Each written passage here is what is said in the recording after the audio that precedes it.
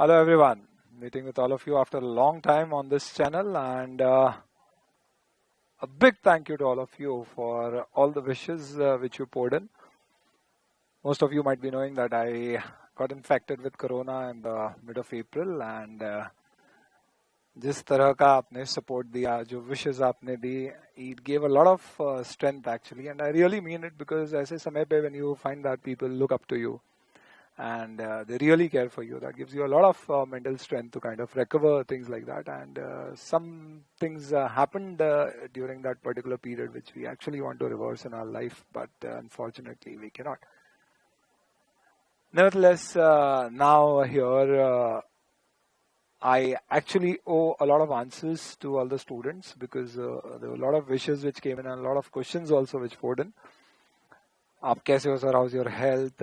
How does it feels like coming back after fighting corona? And कैसा होता है, क्या होता है? In fact few of them also asked about sir क्या एक्सपीरियंस था. So I actually wanted to have a live session and discuss those things with you because a live session would be more appropriate, and I guess that's where you can pour in your queries. In fact, already students have shared in those queries and I have assimilated all of them at one place, and I'll definitely be covering all of them. और वहाँ पे अपन बातचीत करेंगे. जितने आपके सवाल हैं personal professional anything you can shoot, because usually आपने देखा होगा I only answer and talk about professional academic things as such, but ये जो इंसिडेंट्स हुआ और जिस तरह का प्यार आप लोगों ने दिखाया है, there is nothing personal professional difference with you guys. और अब मैं एक बात जरूर कहना चाहूंगा आपको कि अब जब भी मेरे सारे चाहने वालों के लिए ये बात है कि जब भी आपको मेरा ख्याल आए, अब आपको अपना ख्याल रखना है. Anyways, this video which I'm making, this particular video is something which I have to make basically for a recent development which happened, and it relates to the financial reporting. November 2019 suggested answers, जिसको institute ने मार्च 2020 में publish किया था. Immediately हमने institute को एक mail लिखा कि ये जो सोल्यूशन आपने सजेस्टेड आंसर में कुछ क्वेश्चंस के दिए हैं ये गलत है. YouTube पर उसका मैंने एक वीडियो भी बनाया, आप देख सकते हैं. उसको सर्च करने के लिए you can put ICI suggested answer question. और वी वेटेड कि इंस्टीट्यूट हमारे उस मेल का रिस्पांस देगा और बताएगा कि या तो हमारी अंडरस्टैंडिंग ऑफ इंडेज गलत है या फिर सजेस्टेड आंसर में मॉडिफिकेशन की जरूरत है. फिर हमने फॉलोअप किया, जवाब नहीं आया. फिर समय भी ऐसा अप्रोप्रिएट नहीं था that we didn't do a strong follow up. And then finally, when a lot of students, in fact not a lot, but yeah, few of students, when I'm solving the queries, I'm solving them daily. सही बात है sir, फुर्सत है अभी आपके पास तो करते होगे. नहीं, that's a good habit which I've developed actually, so giving a response within 24 hours of the queries, and that is my students can vouch for it. तो infrequently these questions were popping up saying कि sir उसका क्या हुआ क्या हुआ क्या हुआ. तो I followed it up with the institute, and finally institute ने अभी इस वीक में एक मेल के माध्यम से कंफर्म कर दिया कि सर आपने जो चीजें कही थी, तो they said that the observations which have been pointed out by you with respect to question number 4B of the suggested answer to November 2019 financial reporting new course paper have been found valid, and we will correct the suggested answers. So that's a good news. Institute मान रहा है कि भाई गलत हो गया तो चलो ठीक कर देंगे, तो इससे हमारी आगे की लर्निंग सही रहेगी. बिल्कुल, बहुत अच्छी बात है. That's a welcome step. But then sir what about those students जिन्होंने लॉजिकली अपना आंसर सही दिया होगा, इनफैक्ट जो आप कह रहे हैं वैसा आंसर दिया होगा, और इंस्टीट्यूट का सजेस्टेड आंसर उससे मैच नहीं हुआ, तो शायद उनके आंसर गलत हो गए होंगे. तो दोस्तों let's not get into that because हमारे पास मार्किंग स्कीम नहीं है. सजेस्टेड आंसर है जो बोर्ड ऑफ स्टडीज देता है, एंड यू नो कि दोनों के बीच के क्या मसले हैं. तो we will not get into that particular aspect, but yes the reason I am sharing this particular video because हो सकता है आपके मन में ये भी ख्याल आए कि सर ये वीडियो अभी क्यों शेयर कर रहे हो, ये तो पुरानी कहानी हो गई. और अगर आपके मन में ऐसा ख्याल आ रहा है तो शायद इंस्टीट्यूट ने आंसर देके देरी से आंसर देकर अच्छा ही किया कि भाई पुरानी चीज हो गई है तो कोई फर्क नहीं पड़ता है. अब किसको मैटर करेगा ये पर्टिकुलर वीडियो या ये पर्टिकुलर गलती जो इंस्टीट्यूट ने सजेस्ट आंसर में करी थी. People will forget, they tend to forget. और ऐसे भी अब तो ज्यादा बड़े टेंशन हमारे सामने है, तो ये क्या छोटी सी चीज के ऊपर डिस्कशन करना. But nevertheless, I am sharing this particular video because I particularly feel this is very important from two aspects. One, कई बार स्टूडेंट के मन में ये डाउट होता है कि लॉजिकली कोई चीज ऐसी होना चाहिए और कंसेप्चुअली जो चीज ऐसी होना चाहिए इंस्टीट्यूट के स्टडी मटेरियल में इसको किसी और तरह से सॉल्व किया गया है. तो अब हम क्या करें? ये जो एक घटना हुई है अभी इंस्टीट्यूट का एक्सेप्ट करना कि लॉजिकली जो है वो भले ही सजेस्टेड आंसर के अनुसार नहीं है पर हम सजेस्टेड आंसर को अमेंड करेंगे, ये अपने आप में एक बहुत बड़ा स्टेप है. इनफैक्ट एक हमें लर्निंग देता है and that learning is very simple, that logics will prevail. And second, ये वीडियो शेयर करने का एक और पर्पस ये भी है कि हम ये समझें कि क्या गलती थी, उसे कैसे करेक्ट किया गया है, ताकि हमारी आगे की उस पर्टिकुलर मैटर से रिलेटेड पढ़ने की अप्रोच क्या रहना चाहिए. इनफैक्ट मेरे स्टूडेंट्स को ये क्वेश्चन का सोल्यूशन जब मैंने क्लास में कराया था, in fact I would like to tell you that what we are actually talking about is CA Final November 2019 paper, and this is basically new course, and this is the question which I am talking about, question number 4B. And यही question मई 2019 की RTP में भी आया था with similar figures, not exactly same, और उसका जो answer RTP में पब्लिश किया था वही आंसर यहाँ भी पब्लिश किया है, सजेस्टेड आंसर. अच्छा, तो कोई दिक्कत ही नहीं है सर, स्टूडेंट ने वही आंसर लिखा होगा जो आरटीपी में आया होगा, अगर उसने आरटीपी पढ़ी होगी याद होगा, उसने सेम का सेम बोलते हैं चिपका दिया होगा, लगा दिया होगा एज इट इज, तो कोई प्रॉब्लम नहीं है, उसे मार्क्स मिल गए होंगे. इनफैक्ट हमें तो ये डर लग रहा है सर कि आपने स्टूडेंट को कंसेप्चुअली पढ़ाया और आपका कोई स्टूडेंट कंसेप्चुअली सही लिख के आ गया होगा और उसका आंसर सजेस्टेड से मैच नहीं किया होगा, तो बेचारे के मार्क्स कट गए होंगे. यानी ये तो उल्टा हो गया, हमने बाजीगर सुना था हार के जीतने वाला, ये तो जीत के हारने वाला हो गया. तो इसलिए ये वीडियो मैं आपको बता रहा हूं कि आपकी अप्रोच इससे रिलेटेड क्या होना चाहिए. 1. May 2019 RTP, when this question was asked the RTP, we discussed this question in our FR 90 batch or the FR 4th batch which we call it. और उसमें मैंने इस पर्टिकुलर क्वेश्चन को, जिन स्टूडेंट्स ने मुझसे क्लास करी है उन्होंने देखा होगा और जिन्होंने नहीं करी है वो भी इस चीज को समझ सकते हैं. तो मैंने बकायदा इस क्वेश्चन का सोल्यूशन बनाया था, साथ में बोला था कि इसमें ये सोल्यूशन लॉजिकली ऐसा ऐसा बनेगा. फिर मैंने बताया था, जैसा मैं हमेशा करता हूँ, कि इंस्टीट्यूट का सोल्यूशन एक्चुअल में ऐसा है, और मैंने कहा था कि भाई देखो इंस्टीट्यूट का सोल्यूशन ऐसा है, लॉजिकली ऐसा होना चाहिए. हम इंस्टीट्यूट को लिखेंगे कि भाई इसे सुधार दे, जब तक इंस्टीट्यूट सुधारता नहीं है तब तक एग्जाम में अगर ऐसा कुछ आ जाए तो आपको हमेशा इंस्टीट्यूट का सोल्यूशन ही लिखना है. लगे तो एक नीचे अल्टरनेट आंसर के फॉर्म में अपने लॉजिक्स एक्सप्लेन करने के फॉर्म में दे दीजिएगा, क्योंकि ये बात बिल्कुल तय है दोस्तों कि हमें लॉजिक से पढ़ना है, लेकिन हमें पहले सीए क्लियर करना है. तो कई बार स्टूडेंट बोलता है सर फिर तो स्टडी मटेरियल को अपन क्या मान ले, अपनी गीता बाइबल कुरान और उसके आधार पे ही चीजों को पढ़े. पर आप ऐसा नहीं कर सकते दोस्त. क्यों? क्योंकि जब कोई चीज लॉजिकली एक्सेप्टेबल नहीं होती है तो आप उससे दिमाग में फिट नहीं कर सकते, और अगर करोगे तो हो सकता है उससे दूसरे दो कॉन्सेप्ट और गलत हो जाए. इनफैक्ट बोरोइंग कॉस्ट के क्वेश्चन में इस बार के सजेस्ट आंसर में ऐसा हुआ है that the answer which has been given by the institute was different from what was given in the RTP, but logically it is better than the previous answer. Anyways, we are not talking about that and confusing this video with multiple things, but yes, let's try to understand this particular aspect here. So what you need to understand here is, A, हमेशा आपको इंडेस as पर इंडेस पढ़ना है. हमें Ind AS as per ICAI study material नहीं पढ़ना है. हमें जो आईसीआई इंडेस रेकमेंड करता है एमसीए को, क्योंकि बनाता तो आईसीआई, पब्लिश एमसीए करता है, वो इंडेस पढ़ना है, और वो स्टडी मटेरियल के अनुसार होना चाहिए. ऐसा नहीं कहना है स्टडी मटेरियल उसके अनुसार होना चाहिए, और नहीं है तो we will write to the institute. In fact मैं क्लास में कई बार स्टूडेंट को बताता हूँ कि देखो ये गलती थी मटेरियल में, हमने इंस्टीट्यूट को लिखा. मैं यूट्यूब पे आके नहीं कहता कि ये गलत है, मैं इंस्टीट्यूट को बता देता हूँ मेरे हिसाब से ये गलत है, इसको सुधार कर लीजिए. इनफैक्ट इंटेंजिबल एसेट से रिलेटेड ये क्वेश्चन है, बिजनेस कॉम्बिनेशन से रिलेटेड है. उसी चैप्टर में मैंने इंस्टीट्यूट में जो जो करेक्शन मॉड्यूल में कराया मैंने क्लास में आपको बताया भी, एंड इंस्टीट्यूट ने करे भी हैं. कई बार इंस्टीट्यूट मेल के जवाब नहीं भी देता है, कई बार देता भी है, अमेंडमेंट्स करता भी है, नहीं भी करता. तो ये पर्टिकुलर केस में इफेक्टिवली हुआ ये कि हमने जब क्लास में डिस्कस किया तो बताया कि भाई ये सोल्यूशन है, लॉजिकली ये होना चाहिए. एग्जाम में आपको अभी इंस्टीट्यूट जब तक सुधार ना करे वही फॉलो करना है, बट दिमाग में लॉजिक सही रखना है. अब इंस्टीट्यूट ने इसको करेक्ट करके एक चीज तो बता दी है कि भाई अल्टीमेटली आने वाले समय में लॉजिक्स प्रिवेल करेंगे. कोई चीज गलत है तो उसे कंटिन्यू नहीं किया जाएगा, करेक्ट किया जाएगा. और गलती क्या थी, लेट्स ऑल्सो अंडरस्टैंड दैट.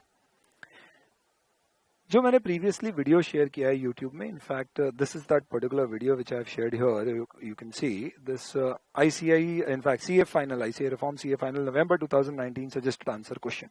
ये पास में बबीता जी के हस्बैंड आ रहे हैं. एनीवेज, बच्चे देखते हैं आजकल खूब सारा तारक मेहता, बट नेवरदलेस ये जो पर्टिकुलर वीडियो है, इस वीडियो को you can definitely refer just in case if you want to kind of understand the question and the answers to it in detail. Very briefly I tell you. Business combination हुआ, MNC limited ने Aakash limited को acquire किया. इस question में ऐसा हुआ है. और एमएनसी लिमिटेड ने आकाश लिमिटेड को एक्वायर करा तो पीसी पे किया 38 करोड़ का, जिसके अगेंस्ट में कई सारी आइडेंटिफाइबल नेट एसेट्स मिली और कुछ इंटेंजिबल एसेट्स भी थी। ये तीनों इंटेंजिबल एसेट्स को किस वैल्यू पे रिकॉर्ड करेंगे, इससे रिलेटेड क्वेश्चन था, जिसके पार्ट 2 और पार्ट 3 को इंस्टीट्यूट ने सजेस्टेड आंसर में गलत तरह से सॉल्व कर दिया। पार्ट 2 में कहा था कि आकाश ने एक नया ड्रग डेवलप किया है जो सक्सेसफुल है, 13 करोड़ उसकी कॉस्ट है, मार्केट वैल्यू रेप्यूटेड वैल्यूअर के अनुसार 19 करोड़ है, लेकिन उसका कोई एक्टिव मार्केट नहीं है।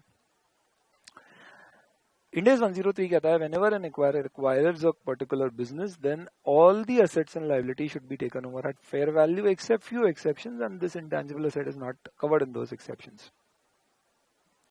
So it should be taken over at fair value. Para 18 of Ind AS 103 business combination. Fair value क्या होती है? Ind AS 113 कहता है कि लेवल 1 इनपुट एक्टिव मार्केट की प्राइस मिल जाए तो प्रेफर करो, नहीं तो लेवल 2 और 3 इनपुट्स को यूज करके फेयर वैल्यू बताओ, और उसमें कुछ डिस्क्लोजर्स आपको देना पड़ सकते हैं।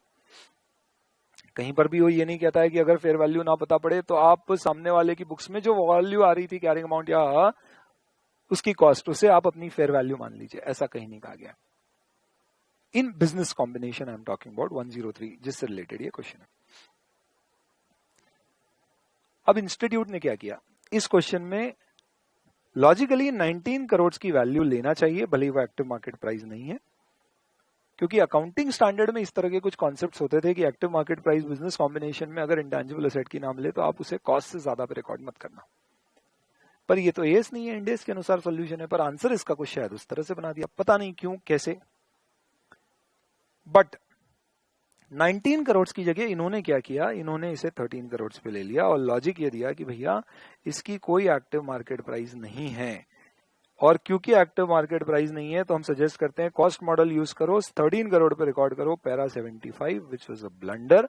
Para 75 of Ind AS 38 intangible assets talk about at what values और what model will you use for subsequent measurement of intangible asset. यानी एक्वायर करने के बाद ईयर एंड पे आप उसे कॉस्ट या रिवैल्यूएशन किस मॉडल पे ले जाओगे, तो रिवैल्यूएशन तभी अलाउड है जब आप एक्टिव मार्केट प्राइस उस असेट की निकाल सकते हैं, ये इंटेंजिबल एसेट में रूल होता है। बट ये क्वेश्चन सब्सिक्वेंट मेजरमेंट का नहीं है, इनिशियल रिकॉग्निशन की वैल्यू का, और initial recognition should be done in all cases at fair value, ऐसा साफ साफ para 33 of Ind AS 38 intangible assets में दिया हुआ है। इनफैक्ट पैरा 35 ये भी कहता है कि fair value active market price नहीं हो तो उसमें कई सारे एस्टिमेशंस भी बिल्ट इन करना पड़ सकते हैं। यानी ये पैरा 75 का रेफरेंस ही पूरी तरह से गलत है, इसका एक्सप्लेनेशन भी गलत है और इसका सोल्यूशन भी गलत है। ये 19 होना चाहिए, जिसका मतलब ये इफेक्टिवली आपका 27 करोड़ हो जाएगा। ये पहली गलती। ज्यादा डिटेल में देखना है दूसरा वीडियो देख लीजिए, उसमें मैंने पूरा एक्सप्लेनेशन दिया है आपको, स्टैंडर्ड भी बताया कैसे क्या होता है। अगला पार्ट जो था वो पार्ट में कहा गया कि आकाश लिमिटेड ने खुद की मेहनत से कोई एक पर्टिकुलर फेवरेबल इंस्पेक्शन किया, जिससे कि उसको एक 5 ईयर का लाइसेंस गवर्नमेंट से फ्री ऑफ कॉस्ट मिल गया। ये कोई वैक्सीन से रिलेटेड था, ये वो वैक्सीन नहीं है जिसका सबको इंतजार है, काश होती, और इसकी कोई डायरेक्ट कॉस्ट कंपनी के लिए नहीं है, और डायरेक्टर्स का मानना है कि इसकी वैल्यू 7 करोड़ रुपीस है और ये कम से कम इतना रेवेन्यू भी कमा के दे सकती है। अब आप बताइए लॉजिकली यहाँ पे भी इंटेंजिबल एसेट एक्वायर हुआ है जिसकी सामने वाले के लिए कॉस्ट 0 है, लेकिन fair value 7 crore given information के अनुसार है, तो कितने पे वैल्यू करना चाहिए, 7 करोड़, और यहाँ पे इंस्टीट्यूट ने 7 करोड़ पर वैल्यू भी कर लिया, जबकि एक्टिव मार्केट प्राइस दूर दूर तक नहीं है। क्योंकि इनफैक्ट क्वेश्चन में साफ साफ दिया गया है कि cost to acquire the license is estimated at 7 crore, तो कॉस्ट टू एक्वायर यानी रिप्लेसमेंट कॉस्ट है, और लाइसेंस जैसी चीज एक्टिवली ट्रेड तो होती नहीं होगी नेवरदलेस। तो इन्होंने यहाँ 7 करोड़ की फेयर वैल्यू ले ली। प्रॉब्लम वो नहीं है कि 7 करोड़ की फेयर वैल्यू लेना चाहिए थी और नहीं लिए, वो लिए, इसमें दूसरी एरर है। एरर ये है, आप सोचो आकाश एक्वायरी की बुक्स में क्या हुआ होगा, गवर्नमेंट से उसे एक लाइसेंस फ्री ऑफ कॉस्ट मिला है जिसकी वर्थ 7 करोड़ है, तो उसने अपनी बुक्स में 7 करोड़ पे इंटेंजिबल एसेट को रिकॉर्ड करके 7 करोड़ की डिफर्ड गवर्नमेंट ग्रांट की लाइबिलिटी बुक करी होगी एज पर इंड AS, जिसे वो आगे आने वाले सालों में डिफर करेगा in proportion of the cost associated with this particular license execution usages. पर ये तो बात हो गई एक्वायरी की बुक्स में। एक्वायरर क्या करेगा, तो एक्वायरर के लिए तो साफ साफ कहा गया है, पैरा 13 कहता है इंड AS 103 का all assets and liability whether or not recognized in the books of acquiree will be recognized if they meet the recognition criteria and they will be valued at fair value. तो asset आ गया license 7 crore पे, liability की fair value practically given information of the question के अनुसार acquirer के लिए 0 है। क्यों? क्योंकि एक्वायरर के ऊपर कोई लाइबिलिटी नहीं है, कहीं क्वेश्चन में लिखा नहीं है कि ये ग्रांट रिफंड करना पड़ेगी या ये कंडीशन फुलफिल करना है इसमें। तो assuming that government grant is a liability, deferred government grant is a liability जिसकी फेयर वैल्यू क्वेश्चन में आइडेंटिफाइबल नहीं है, गिवन इन्फॉर्मेशन के अनुसार उसकी फेयर वैल्यू 0 होना चाहिए, क्योंकि मैंने कंपनी एक्वायर करी है जिसके पास एक सरकार के द्वारा फ्री में दिया हुआ लाइसेंस है जिसमें कोई फर्दर ऑब्लिगेशन नहीं है, तो मेरे लिए वो लाइसेंस जो मुझे मिला है उसकी वर्थ 7 करोड़ है, मैं उस कंपनी को खरीदूंगा तो मैं उसके पैसे या पीसी डिटरमाइन करते समय उसकी 7 करोड़ की वर्थ पे करूंगा। बेचने वाली कंपनी बोलेगी यार ऐसा लाइसेंस तुम लेने जाओगे तो 7 करोड़ रुपए लगेंगे, तो मैं अपनी प्राइस 7 करोड़ बढ़ा के दे रहा हूँ। ये 7 करोड़ रुपए जो मैं आपको दे रहा हूँ इसके बदले में क्या मुझे गवर्नमेंट ग्रांट की कोई ऑब्लिगेशन बुक करने की जरूरत है? नहीं है। तो 7 करोड़ जो मैंने आपको पे किए हैं that is basically for this particular license. तो I should add 7 crore but I should not deduct 7 crore for the grant of license, जो कि इन्होंने डिडक्ट किया है, जो कि ये गलत है।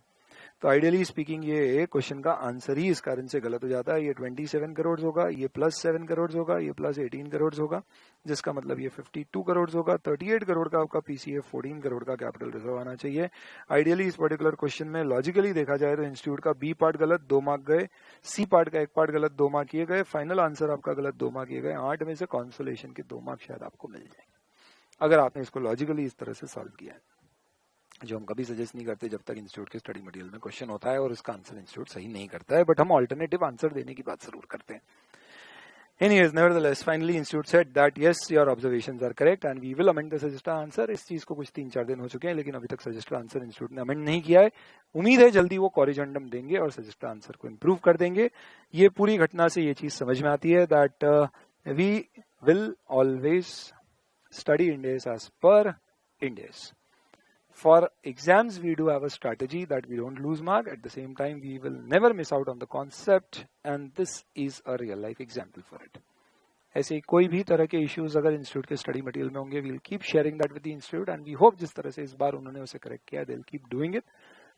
इन fact the most appropriate thing would be that ये स्यू मोटो ये चीज हो जाए और एटलीस्ट पेपर्स में इस तरह की गलती ना हो, क्योंकि अगर बेस ही चेकिंग का गलत हो गया, I don't know marking scheme क्या थी बट अज्यूमिंग जो सजेस्टेड आंसर है वही होगी, तो definitely there is a wrong base for checking. तो चेकिंग कितनी भी एक्यूरेट हो, अगर बेस ही गलत है तो you definitely can not have the right things in place and not the right results.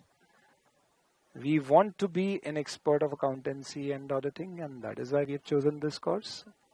And for that, it is important that we study and we get the support to study with the right logics। चलिए 24 जून शाम 8 बजे 2468 live session रखेंगे, मुलाकात होगी और जितने भी आपके सवाल है दीजिएगा। इस दौरान I will start recording the revision videos now which you asked and I will be coming up with the revision videos on essays and on financial instruments which I'll be sharing soon with you on YouTube। I have now started recording once again and we've made some setup for it, so you can keep seeing the channel for those particular revision videos update and wait till 24th of June for the live session and do meet there। I am also very much looking forward to that particular session। Thank you।